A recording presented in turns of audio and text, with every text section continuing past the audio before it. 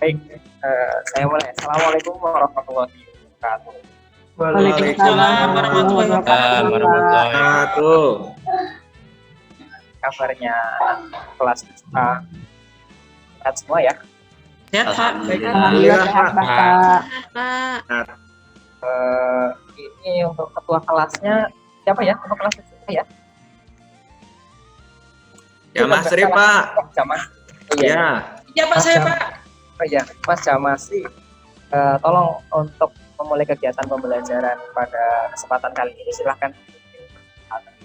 Ya. Ya, Pak. Teman-teman, mari kita berdoa menurut agama dan kepercayaan kita masing-masing. Berdoa dimulai.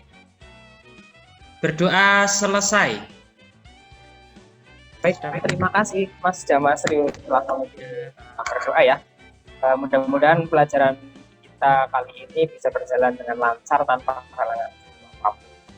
Berikutnya silahkan kalian cek ini di samping kanan ya, barangkali ada sampah atau pakaiannya rapi, dilakukan dulu karena Pak Guru nggak mau ini kalau misalnya kalian rapi tapi Pak Guru harus menyampaikan pelajaran. Baik, silahkan dicek dulu kalau sudah rapi semuanya. Untuk hari ini ada yang tidak hadir? Siti Ania, ya? Pak. Siti Ania. Nah, ini kenapa ini Siti? Sakit, Saya Pak. tadi sakit, Pak. Sakit ya? Ya. Ya. Baik, kita doakan mudah-mudahan Siti lekas sembuh ya, sehingga bisa gabung lagi bareng-bareng sama kita. Gitu. Baik, untuk siswa-siswi kelas 7A, hari ini kita akan belajar. Tapi sebelum itu ada yang nonton berita nggak kemarin? Berita apa, Pak? Ribut-ribut itu yang gara-gara nonton bola itu. Oh iya, Pak. Baca Stadion saya. Penjuruhan, Pak. Penjuruhan. Benar ya. Meninggal, Pak. Banyak, Pak. Kira-kira itu kenapa sih, ada yang tahu nggak? Gara-gara gas air mata, Pak. Gas air mata itu dikeluarkan sama pihak kepolisian ya. Ya, Tuh. Pak. Ya, dan ini tentu saja ada alasannya kenapa gitu. Nah, ini yang juga akan berkaitan dengan apa yang akan kita pelajari hari ini, berkaitan dengan apa. Nah, jadi Pak Guru share dulu ya, untuk materi yang akan kita pelajari pada kesempatan. Baik, nah seperti yang bisa kalian lihat di sini ada presentasi yang sudah Pak Guru buat. Judulnya apa, bisa dibacakan Mas Irwan? Iya, Pak. Terkait norma yang berlaku dalam masyarakat. Tentang norma yang berlaku dalam masyarakat. Kemudian tadi ada kaitannya sama kejadian-kejadian yang atau yang terjadi belakangan ini. Nah, seperti apa sih? Nah, ini nanti akan kita bahas, dan itu pun sebetulnya sudah kita bahas di pertemuan yang lalu ya, tentang seperti apa sih pengertian norma, kemudian macam-macamnya dan lain sebagainya. Nah, kali ini kita akan belajar mengenai penerapannya gitu. Nah, maka untuk kegiatan pembelajaran kali ini memiliki beberapa tujuan ini. Yang pertama tujuannya, peserta didik mampu menyebutkan contoh pelaksanaan norma dalam kehidupan sehari-hari melalui diskusi kelompok dengan baik. Dan peserta didik mampu menelaah perbedaan norma kesusilaan, agama dan keberagaman. Nanti akan menjelaskan bedanya. Kemudian peserta didik mampu menghayati pelaksanaan norma dalam kehidupan sehari-hari melalui diskusi kelompok dengan baik. Dan peserta didik mampu mengemas indikator perbedaan norma pada sebuah mind mapping nantinya. Ya, nah itu yang akan kita laksanakan untuk. Nah, kemudian seperti apa sih manfaatnya? Manfaat dalam kita mempelajari materi tentang norma. Yang pertama, diharapkan nanti setelah kalian belajar tentang norma akan meningkatkan kemampuan literasi numerasi.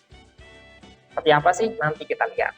Nah, kemudian kalian akan bertambah juga untuk kreativitasnya, terutama nanti ketika kalian akan menyusun mind mapping. Nah, kemudian yang berikutnya adalah meningkatkan kesadaran tentang pentingnya mematuhi norma. Pentingnya seperti apa sih mematuhi norma? Ya, kira-kira seperti itu tentang materi yang akan kita pelajari hari ini. Baik, nah di sini akan Pak Guru mulai dari sebuah pertanyaan nih. Sama, apa yang kalian lakukan jika kalian terlambat masuk kelas, sedangkan Bapak Ibu itu sudah beneran? Nah, ini nanti kalian bisa keluarkan handphonenya, dan kalian akses yaitu classpoint.app, dan kalian jawab kira-kira apa sih yang akan kalian lakukan ketika kalian terlambat masuk kelas sesuai dengan kemarin yang sudah kalian pelajari tentang norma. Pak Guru kasih kesempatan berapa menit kira-kira? Atau silahkan.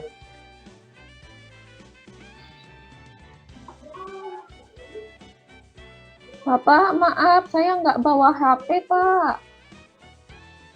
Oh, nggak bawa handphone ya? Ya udah nggak apa-apa, nanti bisa lisan aja ya, Bapak. Yang sudah saja. Nah, baik, sudah ada satu ini dari Mas Nizam. Baik, ini kira-kira ya.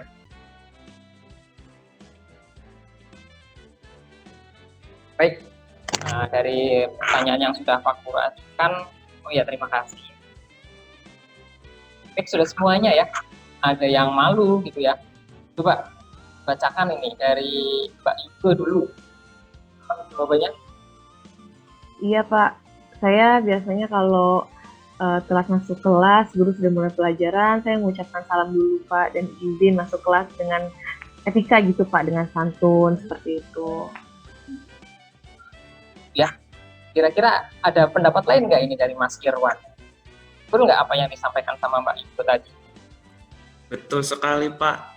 Jadi ketika kita mau memasuki kelas tetapi gurunya sudah dulu masuk di dalam kelas, maka yang sebaiknya kita meminta izin dulu. Ketika sudah diizinkan baru boleh masuk. Jadi keputusannya bagaimana si guru tadi, karena kesalahan kita Pak, terlambat. Begitu Pak? Ya, berarti jika kalian masuk kelas, maka apa yang kalian lakukan? Maaf ya, baca ya. Baik, kira-kira. Nah, ini berhubungan dengan salah satu norma, yaitu norma kesopanan namanya, yang sudah Pak jelaskan di pertemuan sebelumnya, yaitu tentang norma kesopanan ini juga disebut dengan norma sosial ya. Nah, ini biasanya atau berlakunya itu tergantung pada kondisi lokal wilayah tempat tinggal kalian gitu. Nah, isinya seperti apa, misalnya bisa dengan salam atau dan lain sebagainya. Ini tergantung tempat ya. Baik, kita teruskan. Yang berikutnya. Nah, ini kita Pak Guru akan mengulangi lagi tentang jenis-jenis norma sebagaimana yang sudah kalian belajar. Tapi ini penting karena Pak Guru ingin mengingatkan lagi ya, biar kalian nanti ketika mengerjakan mind mapping gampang. Yang pertama ada jenis-jenis norma. Di bawah ini merupakan norma yang berlaku pada lingkungan masyarakat Indonesia. Yang pertama, nah, ada norma agama. Norma agama ini sumbernya adalah dari Tuhan ya, dari kitab suci, lewat kitab. Dan isinya biasanya perintah dan larangan sebagaimana yang kita pelajari pada berikutnya. Ada sanksi juga ketika kita melanggar larangan-larangan, itu berupa dosa. Berikutnya ada norma susila atau tadi ya bilang ini susila atau norma kesusilaan yang sumbernya itu dari hati nurani. Ya, sanksinya itu rasa bersalah, perasaan menyesal. Yang berikutnya ada norma sosial atau norma kesopanan. Nah, ini salah satu yang tadi sudah kalian sebutkan ya ketika masuk ke kelas. Sebenarnya adalah tata krama atau tata kehidupan sosial. Sanksinya sendiri bisa pengoceh, pengucilan dan lain sebagainya. Yang berikutnya, nah, ada norma hukum. Ini adalah sebagaimana yang tadi Pak Guru ya tentang norma hukum, yaitu sumbernya dari peraturan hukum yang formal yang ada di negara. Dan sanksinya ada denda ya, ada hukuman, ada juga sampai dengan hukuman. Baik, nah, mudah-mudahan kalian masih ingat tentang materi. Dan ini aku tampilkan sebuah data yang sebenarnya adalah dari ICW ya. Ada yang tahu nggak ICW itu apa? Indonesia Corruption Watch. Indonesian Corruption Watch. Iya betul. Ini adalah sebuah lembaga yang mengawasi. Sebenarnya tindak pidana korupsi. Ya. Nah, dari data yang ada di ini bisa kalian lihat, itu adalah nilai kerugian negara akibat korupsi. Nah, baik, dari data yang ada di atas ini, coba ada yang bisa menunjukkan atau membaca data ini. Bisa nggak? Aku jelaskan. Ini nih, Mas Sri. Oh iya Pak, terima kasih Pak. Ini begini Pak, kalau saya melihat di tayangannya Bapak itu tingkat korupsi pada semester 1 di tahun 2017 itu menduduki 1,8 daripada di tahun 2018 yang agak turun Pak, di angka 1,079. Sedangkan pada tahun akhir-akhir ini Bapak, di semester 1 tahun 2021 ini sangat melonjak sekali Pak. Dari yang terendah 1,079 tahun 2018 sekarang naik itu di angka 26,83 Pak. Itu kerugian negara seperti itu Pak kalau saya Pak. Kemarin ranking berapa ya Mas Jamasri ya? Saya ranking 2 Pak, itu sama Yuko itu loh Pak. Kan saya saingan sama Yuko Pak. Iya. Itu Pak. Tapi saingannya yang sehat ya. Nah, terima kasih untuk Mas Jamasri sudah membacakannya. Ada pendapat lain nggak kira-kira? Tadi betul ya, bagus sekali pendapat yang dikemukakan oleh Mas Jamasri. Ada pendapat yang lain juga nggak kira-kira dari gambar yang Pak Guru sajikan?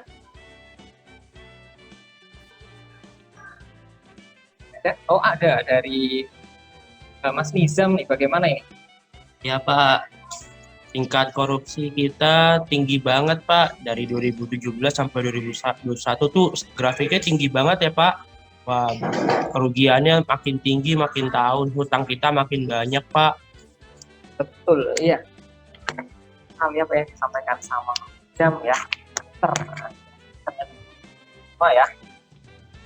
Akhir Pak Guru masuk di kelas diam semua ya. Ternyata mereka harus olahraga.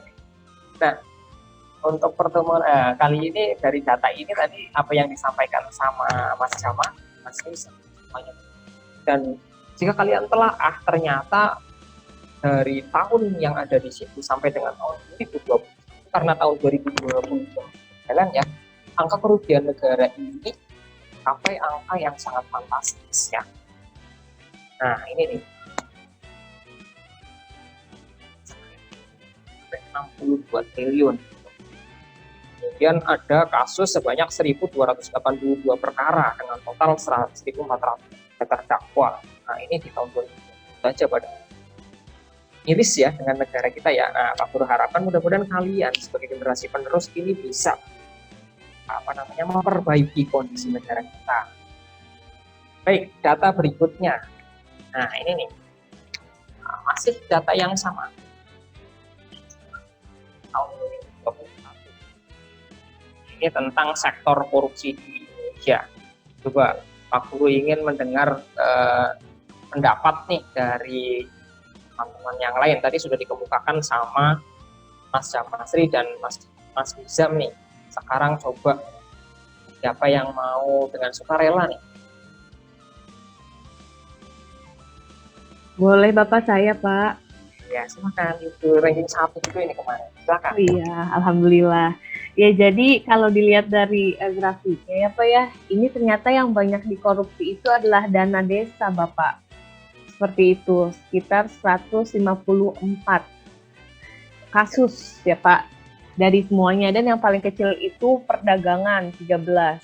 Dan lucunya atau anehnya menurut saya di pemerintahan hanya 50 ya, berarti korupsi itu tidak dimulai dari yang atas juga, tapi dari yang bawah. Dana desa pun itu menjadi kasus yang paling banyak, seperti itu Pak Wahyu.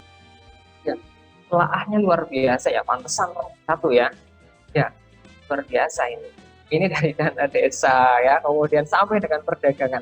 Sebetulnya kalau kita membicarakan tentang korupsi, tidak ada mana yang besar, mana yang kecil ya. Semuanya sama. Nah, itu salah gitu, karena mereka itu tidak menggunakan apa yang seharusnya. Nah, kira-kira seperti itu. Dan ini nih ada informasi yang bisa kalian lihat menurut lembaga ICW bahwa kasus penindakan korupsi paling banyak sektor anggaran dana desa seperti yang tadi Mbak Yube sampaikan. Dan ternyata potensi kerugian negaranya itu mencapai 200 miliar. Ini angka yang sangat fantastis. Dan ketika ini untuk membangun desa luar biasa. Baik, itu tentang kata-kata ya. Nah, berikutnya untuk mengingatkan kembali bahwa norma yang berlaku dalam masyarakat besar Indonesia adalah aturan atau ketentuan yang mengikat warga kelompok dalam masyarakat. Tadi ya ada, kalau korupsi itu diatur dalam apa sih coba kira-kira untuk Mas Iksan coba, korupsi itu di Indonesia diaturnya di mana? Korupsi ya Pak ya? Ya betul. Di ini Pak, undang-undang yang berkaitan dengan tipikor. Betul sekali ya. Ada undang-undangnya namanya. Oh, betul. Baik, yang berikutnya Pak Guru punya pertanyaan. Sebutkan contoh aturan yang diajarkan oleh orang tua kalian gitu. Tadi misalnya korupsi sendiri misalnya. Korupsi itu ada aturannya seperti yang dikemukakan oleh Mas Iksan ya, bahwa ada larangan untuk berbuat korupsi misalnya gitu. Nah, Pak Guru kepengen tahu nih, kira-kira larangan ataupun perintah yang diperintahkan oleh orang tua kalian ketika kalian berada di rumah itu apa sih? Yang bisa saja ini memuat tentang norma kesopanan atau norma kesusilaan atau yang lainnya. Kira-kira yang diajarkan oleh orang tua kalian itu apa sih? Silakan dijawab lagi di tadi ya, masih link yang sama yaitu di kelas poin. Waktunya 1 menit. Nah,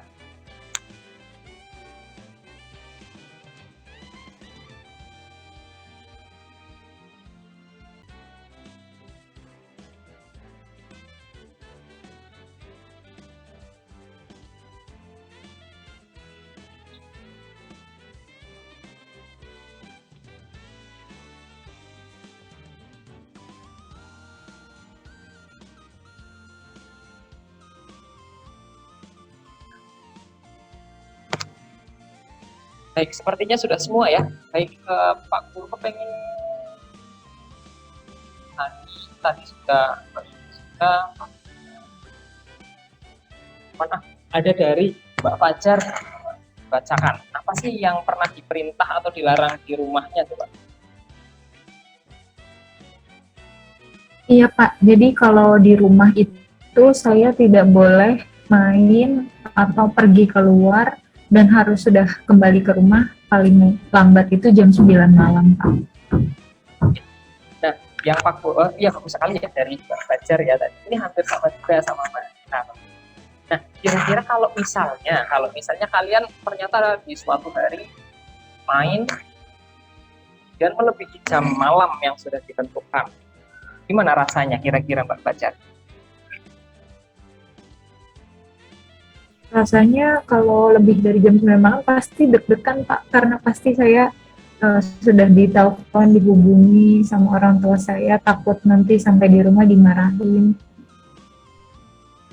Nah, itu namanya rasa bersalah ya. Itu rasa bersalah namanya sebenarnya dari dalam hati kalian karena kalian tahu nih, oh saya ada salah ini kayak gitu. Nah, kira-kira seperti itu yang diajarkan oleh orang tuanya dari Fajar, bagus. Dan ini Pak Guru harapkan bisa diterapkan oleh semuanya ya. Ini bagus sekali termasuk ke dalam norma kesusilaan karena ada rasa bersalahnya seperti yang Pak Guru pernah jelaskan di pertemuan sebelumnya. Baik, berikutnya. Nah, pelaksanaan norma ini kalau menurut Pak Guru adalah seperti bilik-bilik di dalam jantung manusia. Jadi di dalam jantung itu kan ada 4 bilik ya. Ini sama kayak keempat norma yang sudah kita pelajari. Mereka itu fungsinya adalah memompa aliran darah di seluruh tubuh. Jadi kalau jantung ini tidak bekerja dengan baik, maka fungsi-fungsi organ tubuh manusia juga akan menjalankan fungsinya. Sama seperti norma, ketika norma itu tidak dilaksanakan dengan baik, maka yang terjadi adalah kekacauan dalam tatanan kehidupan masyarakat. Baik, itu setelah kalian mempelajari tentang norma, berikutnya Pak Guru akan menyusun kelompok kalian ya, atau kemarin sudah disusun sepertinya ya pada pertemuan sebelumnya. Nanti silahkan kalian duduk berkelompok untuk mengerjakan mind mapping ya. Pak Guru kemarin sudah meminta kalian untuk membawa bahan dan alat. Nanti silahkan dikeluarkan, kemudian kalian mulai kerjakan. Nah, nanti untuk masing-masing kelompok juga Pak Guru akan lihat seperti progresnya. Begitu bisa dimulai ya, anak-anak semua ya. Silakan untuk duduk berkelompok. Nah, baik. Sepertinya semuanya sudah berada pada posisinya masing-masing. Nah, sebelum kalian menyusun mind mappingnya, kalian lebih baik melihat salah satu contohnya ini. Jadi contoh yang ada, misalnya di bagian tengah itu kalian bisa tulis, misalnya pelaksanaan norma dalam kehidupan sehari-hari, pokoknya tentang norma ya, atau norma saja juga boleh. Kemudian ada di situ ada step 1, step 2, sampai dengan step yang keempat. Bisa kalian tulis itu, kalian ganti norma yang pertama, norma agama atau norma kesopanan, dan kalian jelaskan sumbernya dari mana, kemudian contoh pelaksanaannya seperti apa sih di dalam kehidupan sehari-hari. Paham ya untuk penyusunan mind mappingnya ya? Baik, langkah-langkahnya seperti apa sih kira-kira dalam menyusun mind mapping? Ini nih. Yang pertama, kalian harus menentukan topik utamanya dulu nih. Norma misalnya, atau pelaksanaan norma juga boleh. Sanksi tentang norma boleh ya. Kemudian setelah itu kalian harus menguraikan menjadi subtopik. Misalnya dilihat dari sumbernya dulu. Nah, dari sumber ini kemudian nanti ke sanksinya, kemudian contoh pelaksanaannya.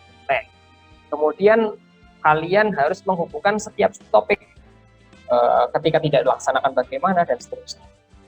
Kemudian kalian akan mengembangkan subtopiknya dan berikan sentuhan estetis ya. Jangan lupa mind mapping itu harus tampak menarik. Nah, sedangkan untuk kriteria penilaiannya sendiri, nanti di akhir kegiatan pembelajaran kalian akan presentasi kriteria penilaiannya. Yang pertama, kesesuaian materinya. Materinya sesuai nggak sama yang kita pelajari. Kemudian penggunaan bahasanya baik dan benar nggak. Dan keindahan dan kerapiannya tentu saja. Nanti akan kita lihat nih, seperti apa sih mind mapping yang sudah kalian susun. Paham ya? Bisa dikerjakan ya? Ya. Nanti setelah kalian menyusun mind mapping, bisa kalian unggah di kelas poin. Nah, sambil kalian mengerjakan, Pak Guru akan menilai hasil kerja kelompok kalian. Pak Guru persilahkan ya untuk bekerja secara kelompok.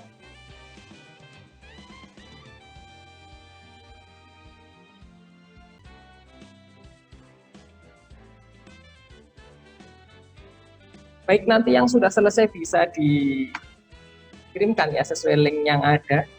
Apa ini kesulitannya dari siapa yang mau mewakili? Apa kesulitan dalam membuat mind mapping nih? Saya Pak. Ya silakan, Mas Nizam. Kita sulit Pak, nyari sumbernya Pak. Oh gitu ya. Ya, tapi ini apa yang sudah kalian susun sudah bagus sebetulnya ya, sudah bagus. Tinggal nanti dilengkapi saja dengan sentuhan estetis gitu. Nanti Pak Guru percaya kalian bisa gitu. Silakan nanti bisa langsung diunggah saja karena ini sudah bagus sekali gitu. Baik, sudah terlihat ada kelompok yang sudah mengumpulkan di depan. Terima kasih. Yang selanjutnya, kelompok berikutnya ada masalah apa ini kira-kira? Mbak Rila boleh, Mbak Rila bagaimana kesulitannya? Iya Pak Wahyu, mungkin sama kesulitannya sama kelompok Nizam Pak. Ini sumber mungkin kami masih kurang ya Pak untuk inspirasinya gitu Pak. Masih agak kesulitan di situ Pak untuk membuat. Nggak apa-apa ya. Bisa kalian sambil searching ya untuk norma-norma itu seperti apa sih sambil searching. Ini juga sepertinya untuk kelompoknya Mbak Fajar sudah selesai juga ya. Terima kasih sekali Mbak Fajar. Nah, kemudian setelah nanti kalian selesai, nanti kalian akan mempresentasikan apa sih yang sudah kalian buat. Baik, untuk presentasi yang pertama bisa dari kelompoknya Camasri terlebih dahulu. Silahkan ya, bisa maju ke depan kelas, kemudian presentasikan hasil mind mapping yang sudah kalian susun. Jangan dorong-dorongan ya. Tuh, Mas Jamasri tuh, jangan dorong-dorong temennya tuh. Baik. Apakah sudah tampil? Terbaca nggak ini Mas Jamasri? Baca, Pak. Terbaca ya? Iya. Coba bacakan untuk hasilnya. Untuk dari kelompok 1 nih, hasilnya bagaimana ini? Silakan. Oh iya, ketika presentasi jangan lupa ya, seperti yang Pak Guru sampaikan di pertemuan sebelumnya, nanti diawali dengan salam, kemudian presentasi, kemudian mempersilahkan kelompok lain untuk bertanya, itu ya. Silahkan untuk Mas Jamasri dan kelompoknya untuk mempresentasikan hasil diskusinya atau mind mapping. Oke, terima kasih Pak Rozak. Assalamualaikum warahmatullahi wabarakatuh. Teman-teman, perkenankan kami dari kelompok 1 dengan anggota saya, Jamasri sebagai ketua, dan Irwan, Dipa, Irwan sebagai pembicara 1, Dipa pembicara 2, Iksan pembicara 3, dan Atep pembicara keempat. Kami mendapatkan tema mengenai norma. Nah, norma ini nanti akan disampaikan untuk pembicara 1 yaitu Irwan. Kepada Irwan dipersilahkan. Baik, terima kasih Jamasri. Untuk kelompok kita, ini di sini ada beberapa norma. Yang pertama norma agama, tentunya ini sumbernya dari Tuhan. Ketika kita melanggar ya imbasnya atau efeknya kita mendapatkan dosa, seperti itu kurang lebihnya. Dan selanjutnya juga tentang norma sosial, norma susila. Nah, norma susila, ketika kita melanggar norma susila, ini biasanya ada perasaan bersalah dan lain sebagainya. Ini bersumber dari hati nurani atau sanubari manusia, seperti itu. Nah, mungkin rekan saya Dipa juga masih bisa menjelaskan untuk norma yang lain. Silahkan Dipa. Terima kasih Irwan. Dan selanjutnya pembicara kedua yaitu Dipa. Dipersilahkan. Ya, terima kasih. Untuk norma susila, ibarat kata tuh kalau kita nggak jujur, kita tuh menyesal karena kita tuh udah bohong. Kemudian karena norma susila itu berasal dari sanubari manusia. Nah, terus kalau norma hukum itu berasal dari pemerintah, peraturan yang tertulis, peraturan dari mayoritas, sanksinya tuh tegas, pidana, perdata, seperti itu. Nah, selanjutnya dilanjutkan oleh, mungkin teman saya bisa melanjutkan, Ihsan. Terima kasih. Selanjutnya pembicara ketiga Ihsan Saputra. Silakan. Terima kasih Jamasri. Ya, untuk saya menjelaskan norma sosial. Norma sosial itu adanya di lingkungan masyarakat, yang dari masyarakat. Jadi contohnya ini mendahulukan orang yang lebih tua, harus sopan dengan yang lebih tua, menyayangi yang lebih muda. Seperti itu. Mungkin nanti buat selanjutnya akan dijelaskan sama teman saya Atep. Terima kasih Ihsan, dan pembicara terakhir itu Atep. Saya persilahkan untuk Atep. Jadi ini adalah hasil dari kelompok kami tentang norma. Ada 4 norma yang kami bahas, dan norma-norma ini ketika diterapkan dalam kehidupan sehari-hari akan menjadikan masyarakat yang tertib dan aman. Seperti itu, terima kasih. Baik, terima kasih teman-teman, rekan-rekan kelompok 1. Jadi bisa saya simpulkan teman-teman semua satu kelas bahwa di kelompok kami ini membahas norma. Norma itu adalah aturan yang mengikat. Jadi siapapun yang melanggar norma itu akan mendapatkan sanksi sesuai dengan porsi norma masing-masing. Seperti di tempat kami di kelompok 1 itu ada norma agama, norma susila, norma sosial, dan norma hukum. Sekian presentasi dari kelompok kami. Mungkin ada tambahan atau mungkin ada kritikan yang membangun dan ada evaluasi dari Pak Rozak. Kami persilakan. Saya akhiri dulu. Wassalamualaikum warahmatullahi wabarakatuh. Waalaikumsalam warahmatullahi wabarakatuh. Bagus sekali ya apa yang sudah disusun oleh kelompok laki ini ya. Jadi ada gambar-gambarnya juga gitu ya, sehingga lebih mudah untuk kita memahami. Nah, ini sudah tepat sekali apa yang sudah disampaikan oleh kelompok laki-laki. Barangkali ada pertanyaan dulu dari teman-teman kalian yang belum maju juga. Ayo, ada ini sambil Pak Guru catat nilainya ya. Yang bertanya pun nanti akan mendapatkan nilai lebih, yang menjawab pun sama. Gitu. Yuk, barangkali ada pertanyaan dulu nih. Ada pertanyaan? Oh, ternyata tidak ada pertanyaan ya. Beruntunglah kelompok laki-laki karena tidak ada pertanyaan ya. Terima kasih. Oh, ada nih, ada dari Mbak Fajar nih, silakan. Terima kasih Pak Wahyu. Saya ingin bertanya kepada kelompok Jamasri. Kan biasanya ketika seseorang melanggar aturan pidana, ya, mereka kan dikenakan norma hukum. Kalau menurut kelompok Bapak Jamasri, kira-kira apakah lebih jera mana sih, kena norma hukum atau ketika kembali ke masyarakat kena norma sosial? Baik, pertanyaannya bagus banget itu ya. Nah, apalagi terkait dengan ini ya, kalau di masyarakat itu sanksinya luar biasa gitu. Apa yang dikatakan Mbak Fajar ini betul ya, karena sanksi sosial dari masyarakat pun luar biasa. Kira-kira bagaimana tanggapan dari kelompok laki? Silakan. Lebih kena yang mana sih, sanksi dari norma hukum atau norma sosial gitu? Silakan. Ini ketuanya atau anggotanya Pak? Atau siapa saja boleh, yang menjawab saja. nanti Pak Guru tambahkan nilainya juga ya. Oh siap, karena saya juga ingin tambah nilai Pak. Ya, jadi akan saya jawab pertanyaannya dari Fajar Silawati. Jadi untuk masalah sanksi itu di sosial atau di hukum atau di agama itu semua sama Bapak. Jadi ada kelebihan dan kekurangannya masing-masing. Tapi kalau yang nampak itu mungkin di hukum Pak. Hukum kan langsung diproses dengan kepolisian ya Pak biasanya. Kalau sosial kan mungkin nanti masih bisa dimusyawarahkan secara berkeluarga, bisa dikumpulkan, dibicarakan dengan baik-baik. Tapi kalau sudah norma hukum dengan kita berhadapan dengan polisi dan nanti pasti tujuannya ke penjara, ya sudah itu Pak yang sangat terasa. Kalau di masyarakat mungkin bisa lah untuk nanti seandainya ada si A itu maling, kalau memang dia belum mendapatkan sesuatu dari yang dimaling, itu kan bisa dimusyawarahkan Pak. Terus dirembuk bagaimana caranya, cuma diadili secara berkeluarga. Tapi kalau sudah maling itu diserahkan polisi, banyak Pak, benjut Pak, dipukuli di polisian Pak. Nah itu Pak biasanya. Itu jawaban dari saya Pak, menyampaikan dari pertanyaannya Fajar. Terima kasih Bapak. Baik, ya, jawabannya juga bagus sekali ya. Pak, saya pengen Pak. Oh saya iya, mau silakan. Pak nilai lebih Pak. Oke, silakan Mas Irwan. Ya, kalau menurut saya Pak, itu lebih ke norma sosial Pak.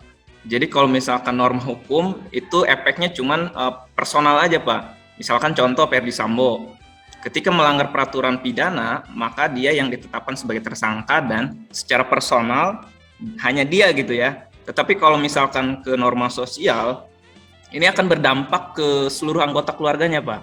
Jadi sifatnya lebih ke lebih ke pengecapan dari masyarakat. Oh ini nih keluarga pembunuh Brigadir J. Jadi bukan hanya Ferdi Sambo yang mendapatkan imbasnya, tetapi anaknya, keluarganya, dan lain sebagainya. Seperti itu, Pak. Jawabannya cukup bagus sekali ya dari Mas Irwan. Ya, ini juga betul ya, apa yang disampaikan Mas Jamasri, Mas Irwan, semuanya betul. Masing-masing norma ini memiliki kelebihan dan kekurangannya. Dan peralihannya pun sekarang luar biasa ya. Sanksi-sanksinya luar biasa seperti yang tadi disampaikan ya. Mas Jamasri sendiri punya alasan tersendiri kenapa norma hukum nih yang paling sanksinya paling tegas atau yang paling kena gitu ya, kata Fajar tadi. Atau dari Mas Irwan tadi, sosial nih karena pengecapan itu luar biasa, dampaknya tidak hanya kepada diri kita pribadi tapi juga ke keluarga. Nah, semuanya betul ya, jawabannya betul. Dan apa yang ini sudah disampaikan oleh kelompok 1 ya, yang terdiri anggotanya dari Masri, Irwan, Dipa, Ihsan, dan Atep, semuanya sudah betul dan sudah baik. Nah, namun karena waktunya tidak cukup, kita teruskan di pertemuan yang akan datang ya. Di pertemuan yang akan datang, tapi intinya kesimpulannya itu tadi ya, yang apa yang sudah kalian sampaikan semuanya betul ya, tergantung pada sudut pandang kita masing-masing. Yang penting saran dari Pak Guru adalah patuhi semuanya ya, baik itu norma pertemanan, kesusilaan, hukum, agama, semuanya kalau dipatuhi itu memberikan efek yang baik untuk kita, untuk masyarakat gitu ya. Baik, kira-kira seperti itu. Baik, kita sekarang masuk ke asesmen ya. Silakan nanti kalian akses ini namanya formulir ya, di formulir yang sudah Pak Guru siapkan, dan ini sudah Pak Guru share juga di grup WhatsApp. Bisa kalian kerjakan ya untuk waktu pembelajaran kali ini.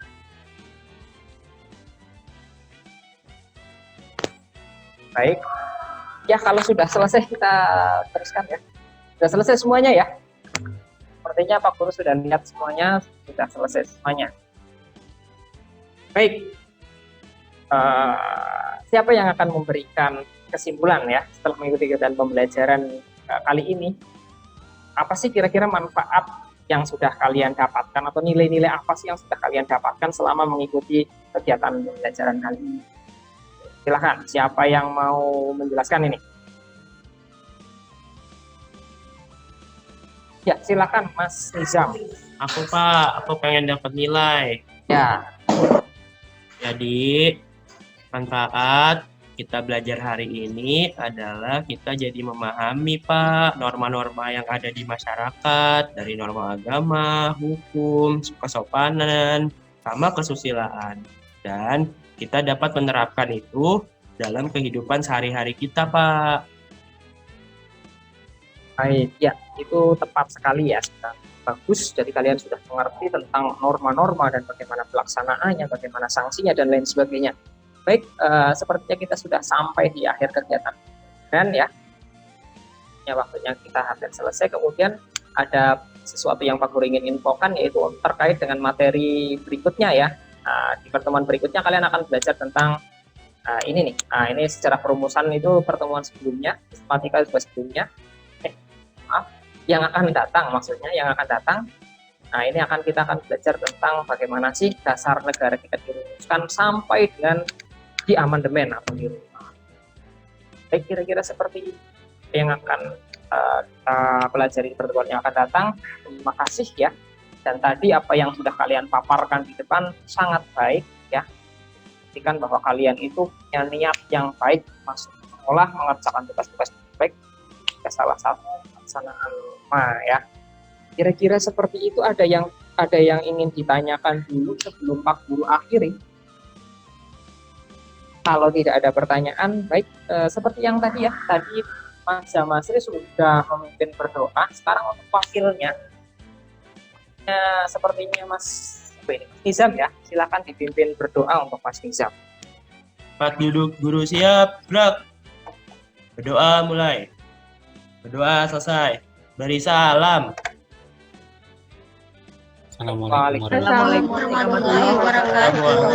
warahmatullahi wabarakatuh.